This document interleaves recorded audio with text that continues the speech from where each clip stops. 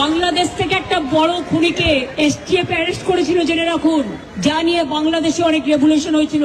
অন্য দেশের কথা আমি বলছি না, আমার বলার অধিকার নেই, কিন্তু আমি যেটা বলছি পয়েন্টটা। তারপরে তারা মেঘালয় দিয়ে বাংলায় চলে আসে।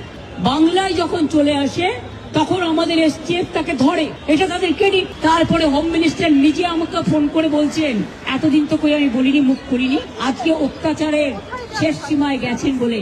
কারণ এটা জানে, আমি এখনো নামটা বলছি না ভদ্রতা করে, বাংলাদেশের লোক উত্তাল হয়ে যাবে। আমি সেটা চাই না, আমি দেশকে ভালোবাসি। না বলবো না দেশের স্বার্থে।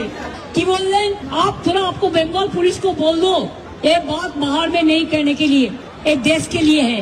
কাকে দিয়ে খুন করিয়েছিলেন, কার কার নাম বেরিয়েছিল, আজ গভর্নমেন্ট চেঞ্জ হলেও মনে রাখবেন আমি তো সবটাই জানি। আমার হৃদয়টাই একটা কথা ভান্ডার, তথ্য ভান্ডার, সত্য ভান্ডার। আমি তো সম্পদের ভয়ে কর্মীদের জলে ভাসিয়ে দিয়ে দল ছেড়ে চলে যাব না।